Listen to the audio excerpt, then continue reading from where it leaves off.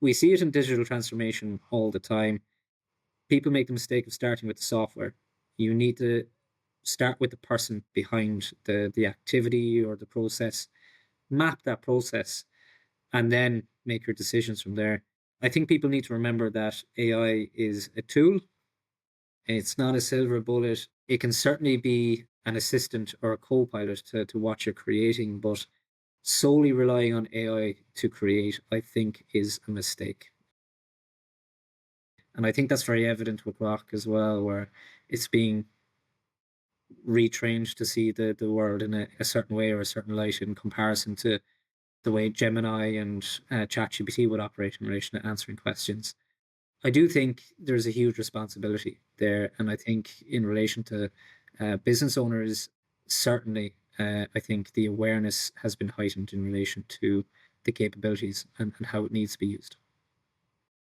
Now, Google has an idea of who you are, what you're looking for, and it's moving towards, I think, anyway, tailoring the results exactly to what you need. They've been trialing in the US in May last year. Was, for example, the product feeds, shopping feeds. So, for example, if you're searching for shoes, the search engine will already know your shoe size and will only show shoes that will fit you. So Love it. that's where it's going.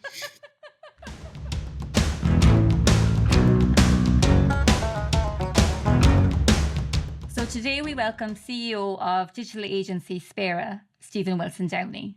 So, Stephen, I suppose take us back to the beginning. What was the specific moment or gap in the market that convinced you to launch Spéire here in Cork? It's a great question. So, Spare was my second venture, and initially I came from a background of food and hospitality.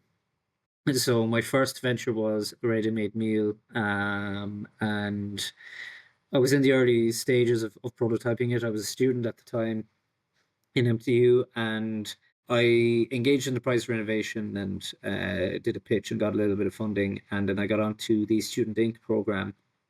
So while I was studying, it was a great bridge from my professional career as a chef into business. And I suppose that student incubation program, over a period of 3 months, you're doing your market research, your branding, figuring out your segments.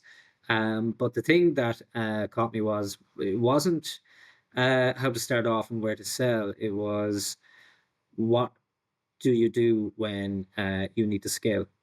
So when there's a big demand for you to produce. So I was researching the next step, which was essentially outsourcing. And I very quickly realized that I wasn't able to get it produced in Ireland. I would have had to move further afield. And that would have meant I would have had to hire my own space within a facility, set up a production line. And long story short, after all my calculations, I needed about 1.2 million to get it off the ground. So naturally, it was an idea that I decided to put to bed, but I still had that ambition inside me. So going back, it was always technology and particularly websites and food. That's what I had an interest in when I was in transition year. And I found that I kind of gravitated back towards websites when I was doing my Master of Science in Marketing Practice. And that's when I met my co-founder, my colleague, Dave, and we put €5 into the Bank of Ireland on campus, and we just got started. So we both had an ambition, but to answer your question on did we see a gap? Not entirely. I suppose we were studying the edge of where marketing is going in combination with what services were in most demand. And our very first job, which we got paid by check, was a roll up banner for a festival in the city centre. So, yeah, I suppose it further spanned from there, where we found that we delivered a lot of value to SMEs, and We very much valued relationship marketing as our strategy. So we'd invest our time into customers, suppliers, and even other operators in our industry as well. Very much adopting and maintaining the mantra of it's nice to be nice. And yeah, like uh, I'd say around 85% of our inquiries are word of mouth, the rest are digital. Okay. And it sounds like you've kind of always had that kind of entrepreneurial spirit. Would it be right to say that?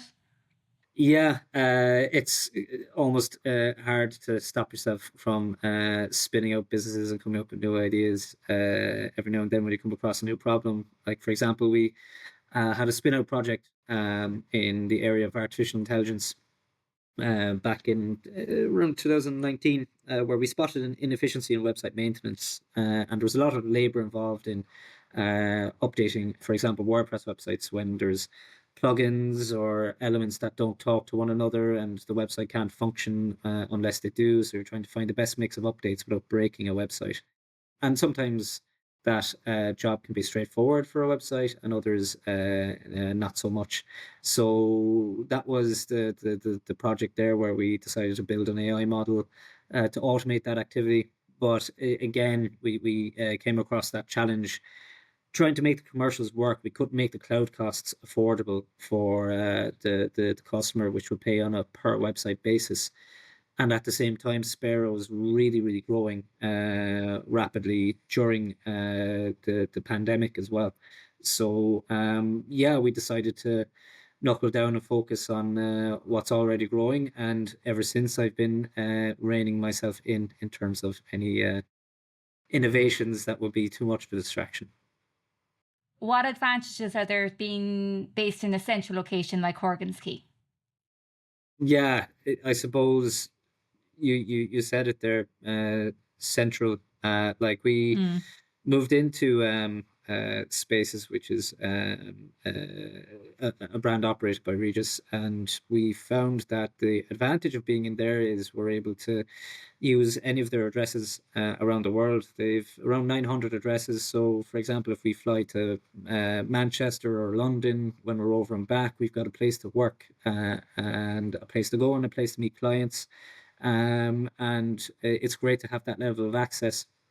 And we were originally based in a really, really nice unit out in Ballincollig, but we found that both staff and customers alike didn't really like coming out there, even though we had plenty of parking, and people seem to love coming into the city centre. So yeah, we made the difficult decision to move into the city centre, even though it was only 10 minutes down the road from where myself and Dave live. But you have to go where your customers and staff feel they're happiest. Fair enough. And talk about your business now. So you offer like various different services to businesses. How has the agency's, I suppose, focus shifted since you first started, and what drove that evolution? Is it like basically like you said there when you changed into the city? Like is it the customer expectation or what they needed? Is it that what drove that evolution? Uh, in short, yes. I suppose it's really important for us to keep the finger on the pulse in relation to what challenges are experienced by customers the most, and making sure that our services align with them, and make sure that we're in the space that we solve a problem. Um, so yeah, I mean, we were uh, building a lot of websites during COVID, and when people realized they needed to get online and rapidly. From there, then they were figuring out how to monetize their websites, drive more traffic through them, and generate a return on marketing investment. And again, our services were operational with that space. I suppose the world we're in right now, the disruptor that is artificial intelligence, like there's a few facets to that where people need to figure out how they remain discoverable by large language models. But also, we have done quite a few projects in the space of digital transformation and business process automation. And that we're seeing, particularly with SMEs, the problem that websites don't talk to other systems that aren't an integral part of their operation. So building that little middleman in between, that's what we've been doing a lot of over the past year. So it is very interesting, to see the skill sets and the services that you offer within your business, where the demand tends to fluctuate over the passage of time. Okay, and common advice, I suppose, tells agencies to niche down to succeed, but Spéire has kind of effectively bucked this trend. When it comes to your own campaigns and messaging, do you avoid focusing on specific services in favour of a broader approach? And how does that strategy work for you? Yeah, I suppose, like, seeing as we grew organically in nature and continue to do so, like, in terms of our strategy, it is very difficult for us to niche down on a specific industry or segment. Where our strategy tends to take us is where the demand is. So we would assess the trends in terms of our incoming inquiries, what type of problems they're experiencing, and match our campaigns accordingly. You might notice that, like, we seldomly post on social media, and reason being, while it is important in terms of a channel for many businesses, like we're in the space of providing solutions to problems. So, like, we'd be very active, more so in search engines in terms of our own strategy, targeting really niche key terms and key questions being asked, and making sure that we're discoverable in the answer. So social becomes secondary to that, but also what's king is our existing customers, making sure that they're very well looked after.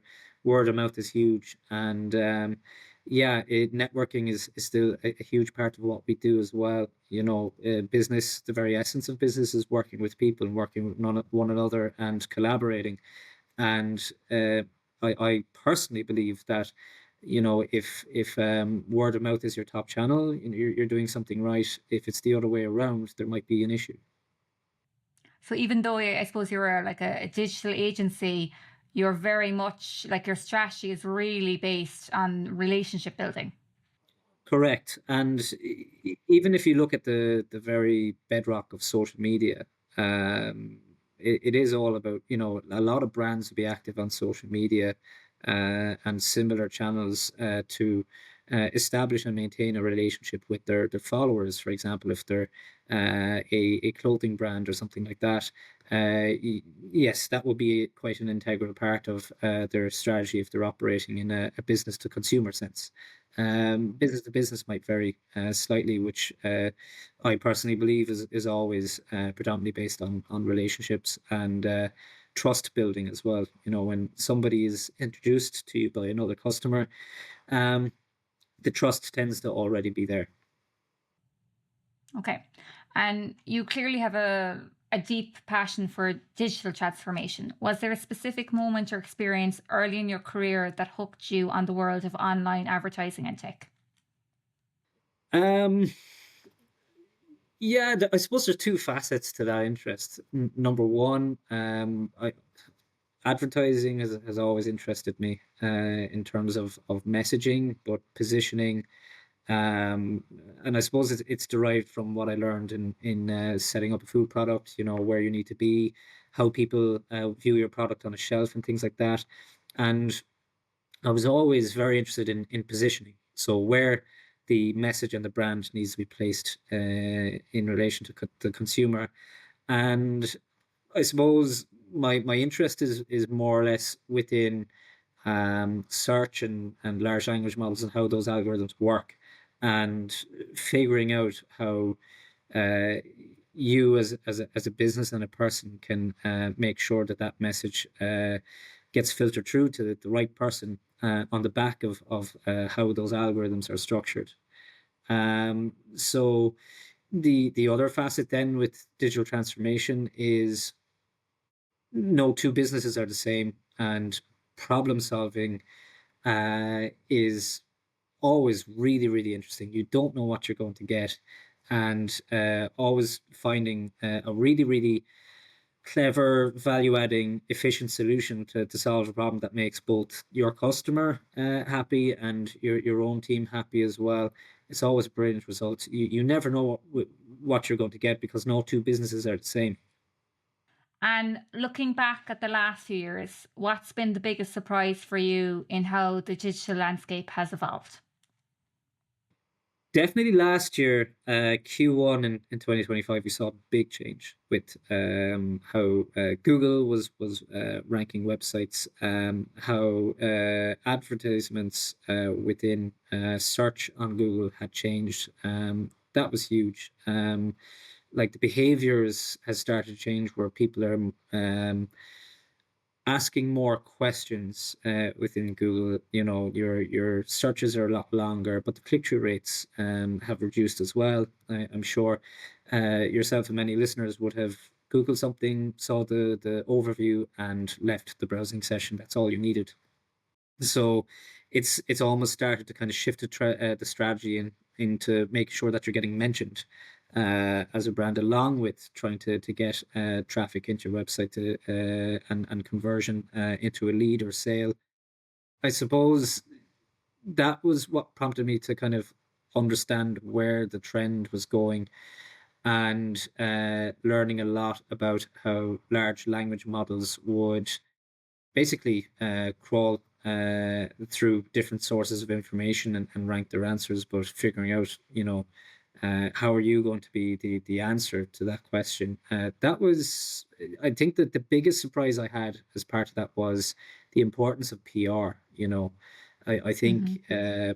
previously to that, PR as a discipline and a service would have had to compete fiercely with these digital channels as a service. And I think that service has become much more important again because large language models look to the likes of digital news publishers as a really, really credible source of information.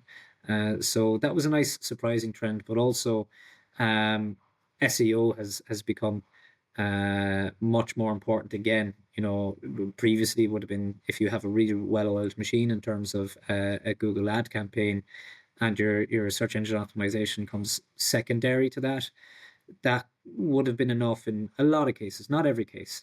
But again, it's flipped everything on its head and it's still mid-change. There's no silver bullet yet, and nobody has all the answers to how this is developing. But yeah, it's certainly been the biggest surprise within the past few years. Okay. And like we're all used to, I suppose, hearing the term SEO, but GEO then, or generative engine optimization, for our listeners hearing this for the first time, how would you simply explain the difference between the two? Yeah, it's a new term, but also there's another term being used as well, AEO, or answer engine optimization, and the goals of both practices are the exact same. It's literally getting mentioned by large language models such as ChatGPT, Gemini, Perplexity, all of these different models that somebody will be using, and SEO is a good foundation and a great bedrock to it, but it is hooking into what you're doing on social as well. That all needs to start aligning along with other areas where you need to be positioning your brand as the answer to a question that's being asked. Okay, and so does the concept of SEO keywords still exist in the era of Gen AI? Uh, Yes, I think keywords are still an integral part of any good SEO and GEO strategy, but I think context and more conversational type content definitely is taking more precedence. But also, it's you're having to do another type of research as well, which is question research. So alongside your keywords, you're determining what questions are being asked, and the context around them as well, and making sure that you're relevant, and being positioned as that best possible answer that large language model could give. What was the hardest part of transitioning your own mindset from traditional SEO to this new world of GEO?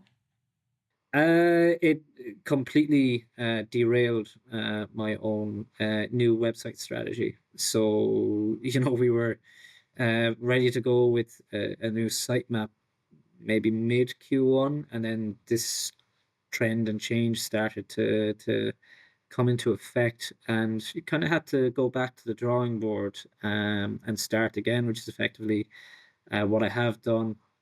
Like a GEO or AEO strategy, like you're looking at about an 18-month timeline. So the website and your SEO strategy is the absolute bedrock of that, making sure that you get that right, and take your time in doing so.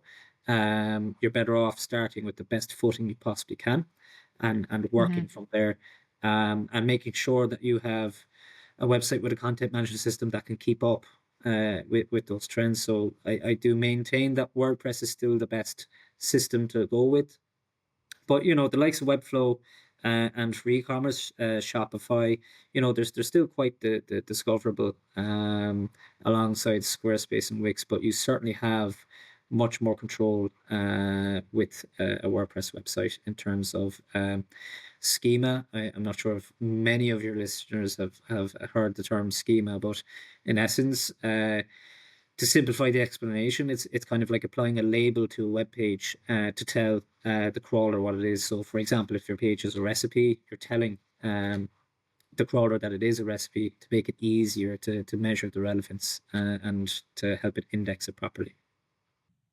So you mentioned there about kind of some of the fundamentals, but like what are the fundamental things that a business needs to do to get mentioned in answers by generative engines like ChatGPT? Yeah, so it's a term that I've come across called semantic seeding. So essentially, there's different facets of that. So your website is the best one to begin with. So you do your answer or question research, should I say. Answer the Public is a great tool that's been bought by Neil Patel. And his tool Ubersuggest. But essentially, Answer the Public has been around a long time. It's a listening post in relation to what questions are being inputted into Google as a browser. That trend is continuing to grow thanks to Google AI Overviews. So that's a great place to start. And then if you open up the large language models one by one, but make sure that it's either in an incognito session, or making sure that personalization settings are turned off, and simply uh, putting in a prompt and asking it, what are the typical questions you are asked if X is looking for X? And then you start to see what answers are coming up in terms of how people are framing their questions. And that gives you clues then on the sources. So, you can click into the sources of where this content is being positioned. So that's the first clue, Hmm. alongside with what you need to be at the writing on your website. So the way I'd approach it is, alongside your keyword research, assign a keyword and a question to your page. So it needs to rank for the keyword and needs to answer a question. That's number one. Number two then is you align your social strategy alongside that, your social media. So any post on your channels, video is king at the moment in relation to reach and engagement. If you are uploading captions and transcripts along with your videos, that enables you to be more discoverable. That's what the LLMs are picking up, is the transcripts going along with the videos, and particularly on YouTube as well. Perplexity's citations, a large volume of Perplexity citations come from YouTube videos. There is your sitemap submission as well, making sure that you're submitting your sitemap into every search engine you possibly could, and this includes the likes of Wayback Machine as well. Then you're looking at your credibility channels. So Trustpilot is huge. Trustpilot gets hooked in by ChatGPT quite a lot.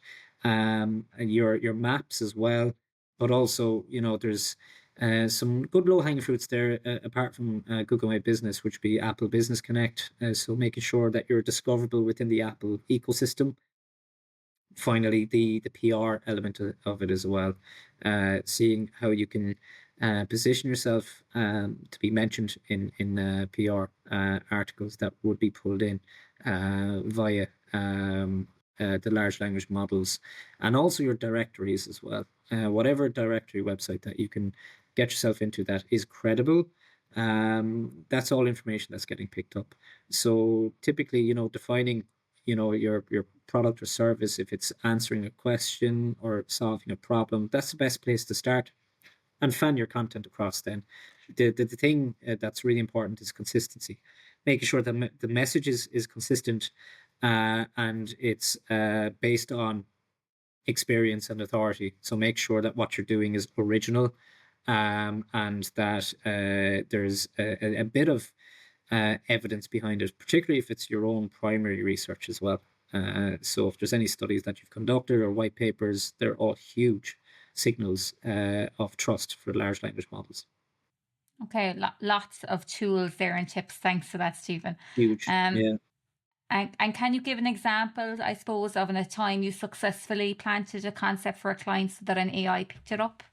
Yeah, so I can name the type of business, but I can't name the brand, but it is a Cork-based construction business that does a lot of renovations, and it was quite simple. They were already quite active on their social media channels, and it basically all it required was aligning the messaging from the website right across to all the channels that they're active on, and making sure that they're on particular directories as well, that would be hooked in. And yeah, they'd be always in the five answers that you'd get when you're answering certain questions, particularly on ChatGPT. Google AI overviews is still, um, we haven't cracked how Google AI overviews work 100% yet. I haven't seen anybody else crack it yet, but it is quite volatile and inconsistent. And the only thing I can really attribute that to is possibly the personalization of the search experience. So Google has an idea of who you are, what you're looking for, and it's moving towards, I think anyway, tailoring the results exactly to what you need. Hmm. So, certainly I know, which they've been trialing in the US in May last year, was, for example, the product feeds, shopping feeds. So, for example, if you're searching for shoes, the search engine will already know your shoe size and will only show shoes that will fit you. So Love it. that's where it's going. Very good. That sounds good to me. Yeah, Though yeah, there's absolutely. nothing worse than picking on that shoe and realizing it's not in your size. I'm telling you. Yeah, yeah, 100%. But then one can argue, it limits the element of discoverability. Going outside your usual tastes. Are we parting with that potentially as well? So Mm. that remains to be seen. Positives and negatives to everything, I suppose. 100%. Yeah, Mm. yeah. And AI moves fast and often breaks things. What has been the biggest challenge for you personally in keeping up with these changes while running a business? Uh, Great question. I think it's very tempting to rush into adopting something. Um, and there's a lot of hype and trend, I suppose trend movement, for lack of a better term that will come into my head. But I think, I do certainly believe we're in a bubble at the moment, and it's making sure that we're making the right decisions, choosing the right models that would add value for us and the customer. The thing you don't want to compromise is the quality of your output. um, and we see it in digital transformation all the time. People make the mistake of starting with the software. You need to start with the person behind the activity or the process, map that process, and then make your decisions from there. Uh, I think people need to remember that AI is a tool. It's not a silver bullet. It's, you know, it can certainly be an assistant or a co-pilot to what you're creating, but solely relying on AI to create, I think, is a mistake. I think the general public and your audience can tell the difference between AI generated content versus something that has been made and shared by a person. And I think there's, particularly in marketing, I think a lot of marketers are learning that at the moment. And I think there will be other businesses and people that will learn that over the next couple of years, I think. But certainly, I think the change that it has made, it has allowed us to do more volume. And I think that's an important thing to recognize, that if it's simplifying work, you're probably going to have to do a higher volume of what you do already to maintain the same level of revenue or sales. So you mentioned there kind of about a common business mistake, like when you see businesses trying to adapt to this new era of AI. Do you think that's the most common mistake that you see them making, or what in your opinion is the most prevalent mistake? I think the most prevalent mistake is they rush into it and start Hmm. using it straight off the bat, and then it's not necessarily aligning with how a person or a process is operating within a business. So, it's never a mistake to look at automating or making something more efficient. But it is really important to begin with the person that's doing the job first, and Okay. determining what is the highest quality output from that activity, and making sure that it's not compromised. Is automating something for the sake of doing so going to make the task 10 times harder because you're correcting? That's just one symptom of rushing into using a piece of technology straight away. Okay. And there's also that kind of fear that widespread use of Gen AI dehumanizes us all and devalues, I suppose, human interaction. How do you balance using these high tech tools while maintaining close client relationships? Um, that's a good question. Like, I suppose I wouldn't let AI become the barrier of customer interaction. For example, yeah, if you have an AI agent on your website that's triaging certain things where somebody might be looking for a solution to a really common problem that they don't really need to talk to someone about, yeah, that's something that's useful. But if you're actively looking at utilizing AI to, I suppose, create a bit of a distance between customer and service delivery, I think that's a mistake. I also think that from a content perspective, and even the use of AI for um, malicious purposes, you see a lot of the bot activity, things like that. I think that, yeah, waters will get muddied, messaging will get skewed a bit, and I think we're experiencing it right now, right before AI was coming to a fore as a trend, that information and accuracy and facts have become a bit distorted. And I think use of large language models and inaccuracies. I think the volume of those will only increase. So I think having a human in the loop is essential for any automated process, to be that last line of defense.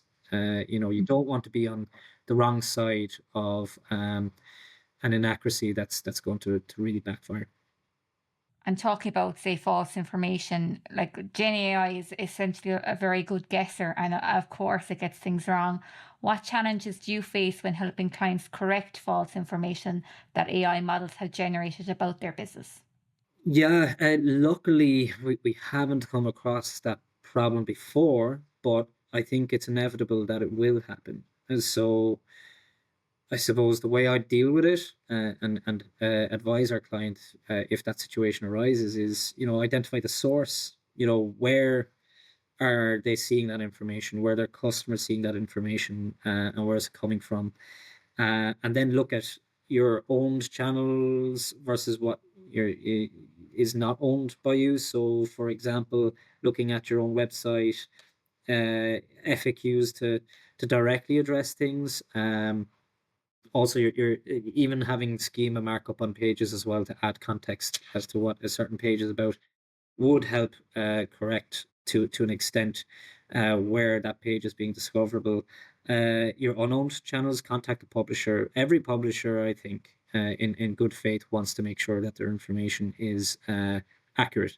So I'd be very surprised if a publisher says no if there's something incorrect being cited. Third party, your Google My Business, socials, all that kind of stuff. Seeing how you can address the inaccuracy from that angle. So if you're taking stock of where your sources are, where that information is being surfaced, and how you tend to address it.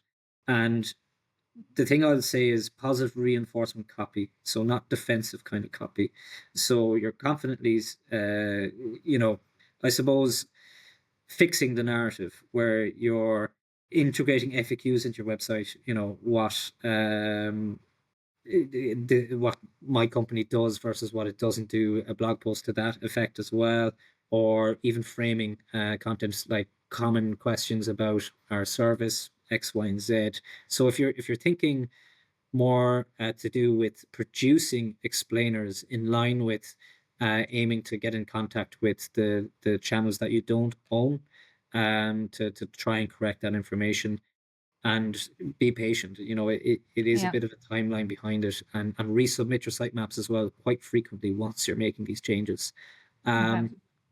In a nutshell, that's how I'd go about it, but certainly starting with where it's coming from, and then Hmm. seeing how you can tailor your own content and changing the conversation essentially. Okay. Give them, I suppose, the specific correct information that makes it hard for them to see the incorrect information. Yes, and the Mm. more sources that you have at your disposal that are highly credible. For example, if you are encouraging your customers to post into Trustpilot to support the more accurate information about your business, Trustpilot is getting hooked into ChatGPT quite regularly to ensure that it has that credible seal of approval when it's providing an answer. Okay. And do you think that the tech industry is guilty of overcomplicating AI for the average business owner? And how do we fix that? I think in some instances, businesses like mine could overcomplicate in terms of use of jargon and probably not helping the situation with making it easier for customers to understand. I think what I see in general is the opposite, where they are oversimplifying and pitching AI as this silver bullet that's going to solve everything. Like there's a lot of things out there where it doesn't need an AI model to solve a problem. It could be a simple API or a webhook. Just because it automates something, it doesn't have to be AI. And I think people can fall into that trap as well. You see it Mm. on nearly everything you're using. AI this, AI that. Nobody really knows whether or not there's a need to have it there in the first place. So I think that's kind of where we're at the moment. I do believe we're in bubble territory, Mm. where the use and the value and the hype are all getting the same airtime. And I do believe a correction is due on that front, certainly. I mean, if you compare Google with OpenAI, Google has been around a long time. They have their own data centers. OpenAI, while they've gotten the jump on ChatGPT, being first to market in that sense, they have to build their own data centers, and they're still loss making. There's a lot of users that are using it for free. So when they start charging what they're meant to be charging, are they going to be able to hold on to that market share? That remains to be seen. Okay. And are most owners still overwhelmed by the jargon, or are they starting to genuinely understand how tools like ChatGPT fit into their daily operations? Uh, it's a good question. I think business owners are starting to realize the actual value of its use. Hmm. So, they're starting to understand the concept of garbage in, garbage out. You know, having to make sure that the information that you're feeding whatever model you're using is really clean and accurate, but also using it for everything. They're starting to realize that the quality is far less compared to something that they would have done themselves, and they probably would have ended up spending the same amount of time, if not more, Mm-hmm. having AI in the picture than out. Okay. So yeah, it does remain to be seen. I think certainly in terms of learning experience, I think they're very much mid that journey. I think last year and the year before was a lot about the discovery. You know, how is it going to provide value to my business? I think that there's 2026. I think will be all about understanding. Okay. And we often see the more controversial side of AI in the headlines, for example, like the recent scandal involving Grok or fears around bias and safety. When you're advising a business, do these controversies make them hesitant to engage? No, I don't think it contributes to a hesitance of use. Definitely a vigilance. Uh, I Which is think probably no harm anyway.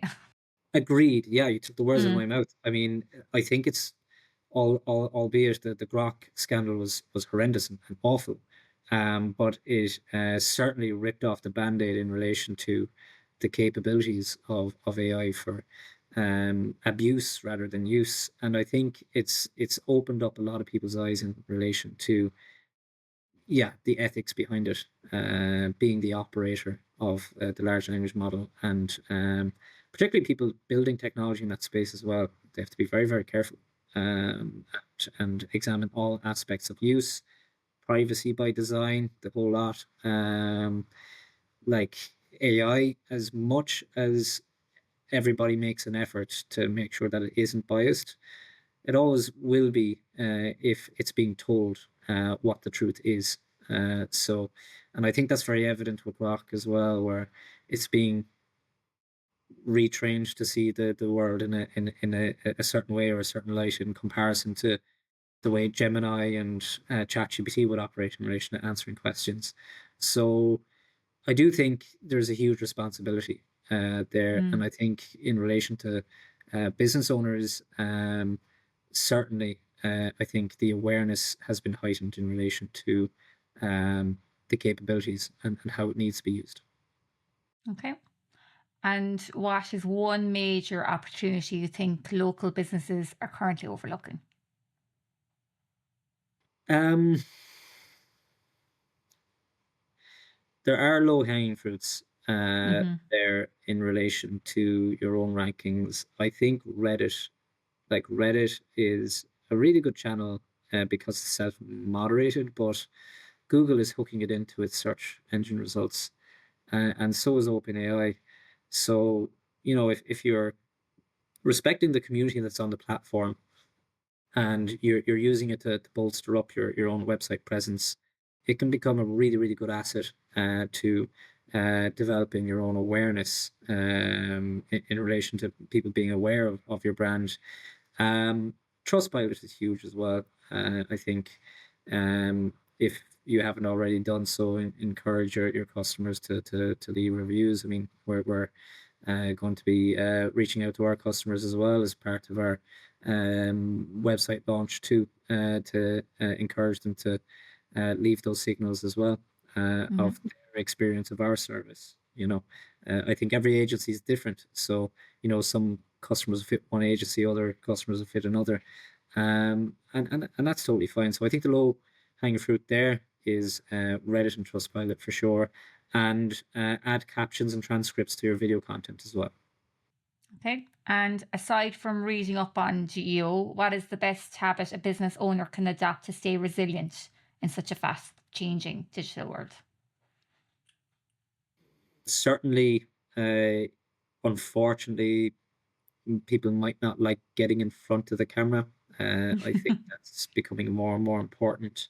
And yeah, leveraging your website to its fullest potential as well. Um, I mean, your website is your 24/7 shop front.